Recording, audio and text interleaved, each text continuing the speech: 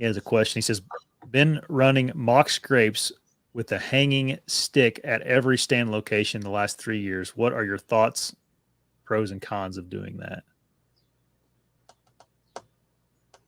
You answer now?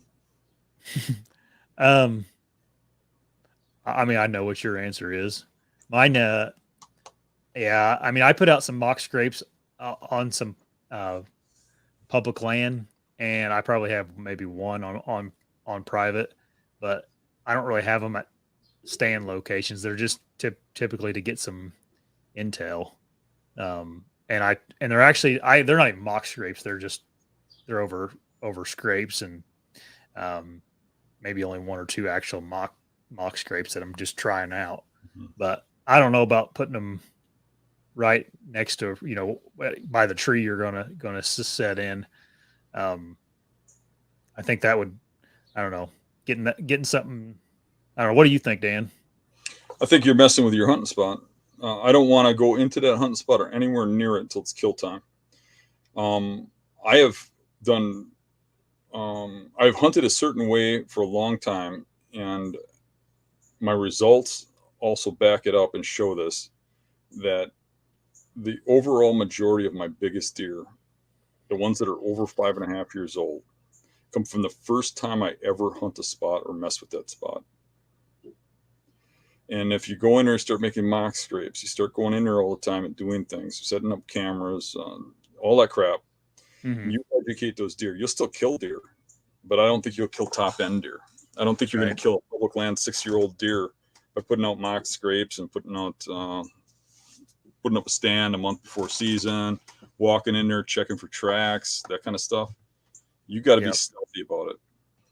You slide in at the exact moment you need to be in. It really is, a game of inches. So you do one thing wrong and you're over.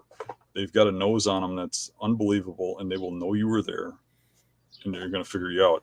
Where I would use a mock scrape, if I'd use one, which I probably would not, I'd probably use a natural scrape or something. But if I did use a mock scrape, it'd be to locate deer. It'd be know what's on the property, especially in an area where maybe you can't bait. Yep. Mock scrape might come in handy there. But I certainly would not put it where I'm going to put a tree stand. Mm-hmm. Even a camera, I wouldn't put a stagnant camera, the one that just takes pictures and you got to go check it at a hunting spot, unless it was just there to soak and give me information for the future. Mm-hmm. Or maybe when I go in to hunt, I check it.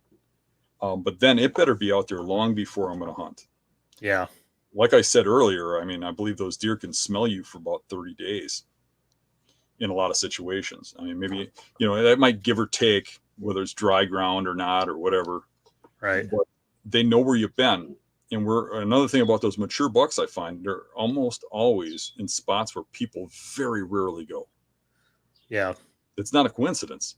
If you go there, it's not a place you go rarely. Mm-hmm. Putting out a mock scrape is just as much pressure as if you hunted the spot. Mm-hmm. In my opinion. Yeah. We've had really good luck on public land putting some mock scrapes out, but it's always, we do it in the winter time, during scouting, and then that's the end of it. Yeah. You it can work. I mean, you can get lucky. Like you can have a trail camera over something like that, and you get the one stupid deer that's just going to come in daylight. I mean, I've had that.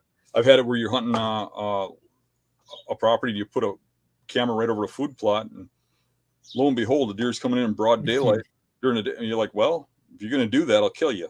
Yeah, right. So having a camera over something like that doesn't hurt you, but I don't think I would specifically put it in a spot that I think is a kill location for a giant buck. Yeah, there's definitely people that use them successfully. I mean, that's a tactic a lot of guys are successful with, but man, if you listen to those guys talk about it, it's like a scientific, they do every step, every movement, the way they put the thing. And I mean, it's all calculated and it's all very thought out. They're just not willy nilly walking through the woods with a big rake and, doing it in the middle of the woods. Like I don't know, you have to listen to some of the guys. Yeah, I get it. I mean, if you put all your time into it, I guess it could be a successful tactic. It's certainly not my cup of tea. Right. Well, I'm just warning people, like, you have to really know what you're doing and think about it before you just go and start stomping all over the woods, you know.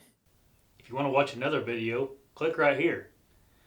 But don't forget to subscribe before you leave.